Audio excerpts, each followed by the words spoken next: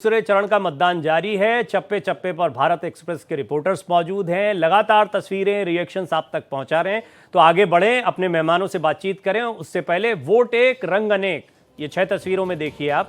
मतदाताओं में उत्साह है, महिलाएं जो हैं वो कतारों में दिख रही हैं। हालांकि इससे पहले हम चर्चा कर रहे थे, ये देखिए ये होता है, कई बार गाजियाबाद का अनुभव देखा, लेकिन कई जगहों पर आपको उत्साह भी देखने को मिलेगा। और इसीलिए आप देखेंगे वोटिंग परसेंटेज भी अलग अलग आता है। कुछ राज्यों में बहुत कम मत, जैसे महाराष्ट्र जैसे राज्य हैं, वहाँ पर 18% के आसपास या 19% के आसपास मतदान दिखता है। तो कुछ जगहों पर ठीक ठाक मतदान भी 11 बजे तक दिखाई देता है। लेकिन जो जागरूक मतदाता हैं, उनमें 94 साल की बुजुर्ग जो होते हैं वो भी मतदान करने के लिए पहुंचते हैं। इनकी भी तस्वीर आप देख रहे हैं। दूल्हा जो है वो भी पहुंचता है, दिव्यांग भी अपना पूरा जोश दिखाते हैं। तो ये अलग अलग रंग हैं और तस्वीरें हैं जो इस वक्त आप देख रहे हैं। और आपको भी अपने मताधिकार का इस्तेमाल करना चाहिए। अब ये वो हैं बड़े चेहरे जो वोटिंग करने के लिए पहुंचे, यानी सूरमाओं की वोटिंग है, जिनमें सीवी आनंद बोस हैं जो पश्चिम बंगाल के राज्यपाल हैं, शोभा कारंदलाजे हैं केंद्रीय मंत्री हैं, गजेंद्र सिंह शेखावत हैं केंद्रीय मंत्री, ओम बिरला जो लोकसभा अध्यक्ष रहे, वैभव गहलोत कांग्रेस उम्मीदवार, अशोक गहलोत पूर्व मुख्यमंत्री राजस्थान, इन सभी ने भी अपने मतदान का प्रयोग किया है। और ये कुछ सितारे हैं, हेमा मालिनी तो प्रत्याशी भी हैं, सुरेश गोपी दक्षिण के बड़े लोकप्रिय अभिनेता हैं, एर्नाकुलम से उन्होंने भी मतदान किया है, नेहा शर्मा हैं भागलपुर से, इन्होंने मतदान किया, प्रकाश राज तो राजनेता भी हैं और अभिनेता भी हैं, उन्होंने भी कर्नाटक में अपना मत डाला।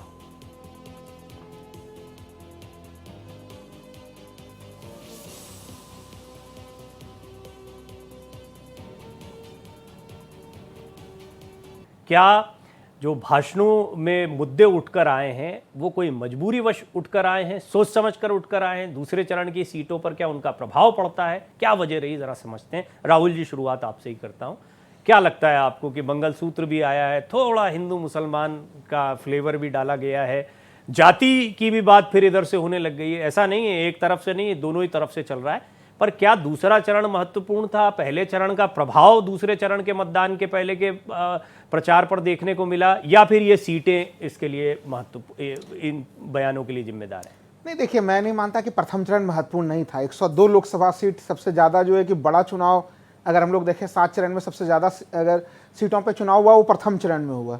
लेकिन प्रथम चरण में जिस तरह से वोट प्रतिशत कम रहा, वो एक हमें लगता है कि इसका सबसे बड़ा कारण रहा। क्योंकि वो हम लोगों को प्रथम चरण में हम काफ़ी, देखिए लगातार हम लोग अगर देखें इस बीच में 2014 के लोकसभा चुनाव, उसके बाद राज्यों के विधानसभा चुनाव, तमाम चुनाव को देखें तो उन चुनावों में एक गति दिखती थी, एक उत्साह नजर आता था। वो गति और उत्साह प्रथम चरण के चुनाव में नदारत रहा। और अभी आज भी जो सुबह सुबह जो हो सकता है कि आगे के दिन चलते हुए फिर वो स्थितियां सही बदल जाएं, लेकिन वो स्थिति सेकंड चरण में अभी तक भी हम लोगों को नजर आ रही है।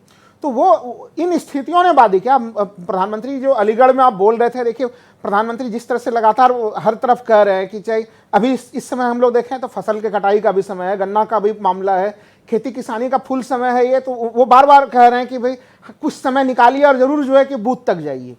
तो बूथ तक लोगों को निकाल के पहुंचाना ये एक बड़ी महत्वपूर्ण जिम्मेदारी। और हमें लग रहा है कि जैसे कि मैं अगर एक तुलना करूं, 2 साल पहले यहीं पे इसी पश्चिमी यूपी के जहाँ पे भी चुनाव हो रहे हैं, विधानसभा के जब चुनाव हो रहे थे, उस समय का जो माहौल अभी हम लोगों ने देखा था यहाँ पे, या फिर अभी 3 राज्यों के जो विधानसभा, राजस्थान में अगर मैंने देखा विधानसभा चुनाव के दरमियान में, और अभी जब वहाँ पे के जो स्थितियाँ हैं, उन दोनों में उत्साह में बड़ा अंतर है। और जो आंकड़े के अंतर दिख रहे हैं चिंताजनक, प्रवीण जी, वो उस जगह पे जो फर्स्ट टाइम वोटर्स है, जिसको माना जाता है कि वो सबसे उत्साह के साथ वोट करता है, उन फर्स्ट टाइम वोटर्स में उत्साह की कमी है। जो राजस्थान के स्पेसिफिक आंकड़े चुनाव आयोग की तरफ से आए कि वो जो है वो वोटर्स, उन लोगों ने विधानसभा चुनाव में वोट कास्ट किया, लेकिन वो लोकसभा चुनाव में बूथों तक नहीं पहुंचे।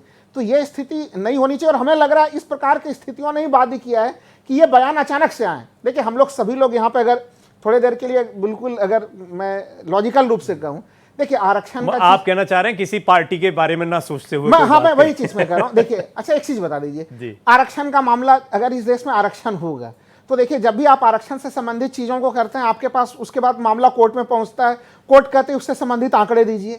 तो देखिए, आरक्षण अगर है, किन जातियों को मिल रहा है, किन्हें नहीं मिल रहा है। आरक्षण में यह भी आरोप लगता है कि कुछ जातियां जो है कि वो छोटी छोटी जातियों के आरक्षण को हड़प ले रही हैं। तो इन मामलों में देखिए आपको फिर जातेगा सर्वे जातेगा जनगणना की तरफ बढ़ना पड़ेगा, एक टेक्निकल चीज जुड़ा हुआ है। या तो फिर हम लोग सीधे सीधे आरक्षण के संपूर्ण व्यवस्था को खारिज करें और इस पूरे मामले को भी खारिज कर दें। लेकिन इलेक्शंस के समय में मामले को उठाया जा रहा है।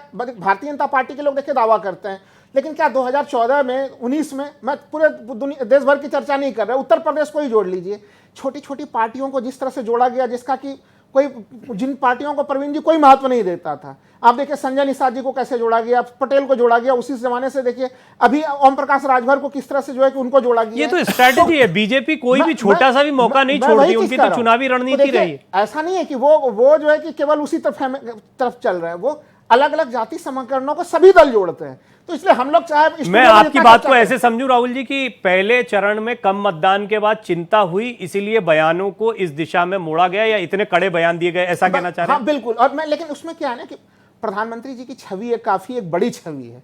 ये बयान अगर उनको चाहिए था कि उत्साह लाने के कुछ दूसरे फॉर्मूले का प्रयोग करना चाहिए। ठीक है, औपचारिक प्रवक्ता के तौर पर माधवी जी मेरे साथ मौजूद हैं ही, तो उनसे जरा इस पर टिप्पणी ले लेता हूं। माधवी जी, इतने कड़े बयानों की क्या आवश्यकता पड़ी, और आपका हक छीनकर अपने चाहने वालों को दे देंगे, मतलब, और चुनावी भाषणों की में बहुत कुछ ध्यान भी रखना पड़ता है, लेकिन इशारा सब समझ जाते हैं, क्या आवश्यकता पड़ी? देखिए, भाषण जो दिए जा रहे हैं उसमें मेनली मैं ये बोलूंगी कि जब मैनिफेस्टो आ गया, विपक्षियों का भी मैनिफेस्टो आया, तो इनके आपने देखे कि विपक्षी दल है, इन्होंने अपने अलग अलग मैनिफेस्टो जारी किए, जिसमें अगर आप सीपीएम को देखें तो उन्होंने क्या, जिस तरीके का तो शॉकिंग था, जिस तरीके से कांग्रेस का मैनिफेस्टो आया, टीएमसी का मैनिफेस्टो आया, इन लोगों ने अलग अलग अपनी, एक तरफ एक आदमी बोल रहा है, मतलब एक तरफ किसी राज्य में बोला जा रहा है हम 10,000 रुपए देंगे, कोई बोला 8,000 देंगे, कोई बोला 7,000 देंगे। तो इस तरीके से खटाखट पैसे आ जाएंगे।